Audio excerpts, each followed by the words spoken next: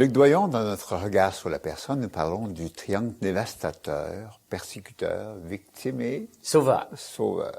On dit que souvent on déteint, on retient nos parents sur le plan physique, il ressemble à son père, il ressemble à sa mère. Est-ce que sur le plan psychologique, c'est la même chose? En fait, on a trois axes. Trois axes où on peut ressembler à un ou à l'autre des parents. On a l'axe corporel, on a l'axe intellectuel, puis on a l'axe affectif.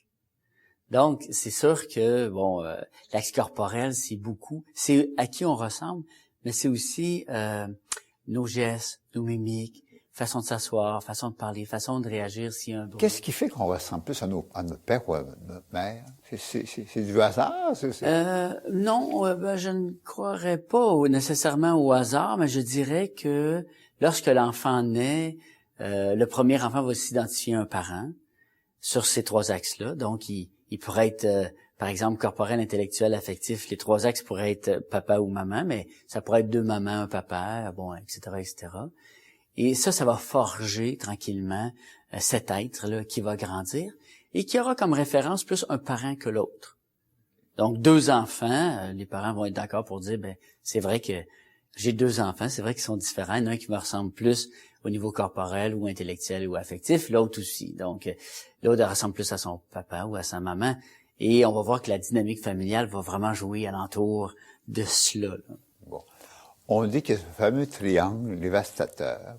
Expliquez-nous un petit peu ce triangle-là, qui est un peu complexe peut-être pour les gens à saisir. Simplement, c'est vraiment un endroit à éviter d'aller. Le triangle dévastateur, on pourrait le voir comme... C'est une forme géométrique, le triangle, avec trois portes d'entrée. Première porte, c'est sauveur. Deuxième porte, persécuteur. Troisième porte, victime. Donc, j'ai bien dit, c'est important d'éviter d'y aller dans le triangle. Parce qu'une fois dans le triangle, ça va être comme une paire d'espadrilles dans sa sécheuse là, qui tourne, bading, badang, puis là, on va voir si on entre en position sauveur, on va aller en persécution, puis après, on va aller en victime. Mais, juste une petite définition. Sauveur, c'est qui? Ce sont les gens fin, pas capables de dire non, toujours prêts à aider, mais toujours prêts à sauver. Parce que quoi? Parce que c'est au détriment de leur santé. Donc, c'est des gens qui vont pas écouter leurs valeurs, qui vont éviter d'écouter leurs limites, et constamment, ils vont transgresser ces... Donc, ils se lancent dans n'importe quoi, dans le fond. Oui, ils se lancent dans n'importe quoi. Ils sauvent le monde, ils sauvent la planète. Mais commence par te sauver toi-même, on pourrait dire. Après ça, il y a les persécuteurs. Persécuteurs, il y en a deux types. Il y a le premier type, c'est persécuteur vers soi-même. Donc, toutes les gens qui ne cessent de se dénigrer, de dire je suis pas bon, je suis pas bonne, j'arriverai jamais à faire ça, les autres sont meilleurs, j'ai pas assez de scolarité, j'ai trop ça, je suis trop peu importe. Là, c'est des gens qui se tapent dessus. Ça, c'est persécution contre soi. Et t'as les autres, ce sont les persécuteurs envers les gens. Donc, qui aiment beaucoup le contrôle, la manipulation et la dominance. Ces gens-là parlent fort, marquent leur territoire, influencent, intimident. Ce sont nos persécuteurs contre les autres. Et à la fin, il y a victime. Victime, ça le dit. Victime. Toujours le victime. C'est jamais sa faute, hein. C'est toujours la faute soit du persécuteur, soit du sauveur, soit du système, soit de l'entreprise, etc., etc. Les victimes ce sont des gens qui vont aimer la phrase aux misères, au malheur. On a eu dans le temps, il y avait chanceux dans ma vie. Je suis pas chanceux. Qu'est-ce que j'ai fait au bon Dieu pour mériter ça, puis tout ça, comme s'il y avait un rapport là-dedans. Bon. Fait que, ce qui est intéressant là-dedans, c'est que si on goûte à une porte, mettons, on prend sauveur. Il y a une différence énorme entre sauver et aider. Sauver, on s'oublie de façon toxique et on transgresse nos valeurs, on transgresse nos limites. Aider, alors on va poser un geste qui vient du cœur, pas de l'ego, qui vient du cœur et qui va porter par la suite sans attente. Parce que quand on sauve, on a une attente. Ou plusieurs même. Mais donc on peut choisir une des portes, là.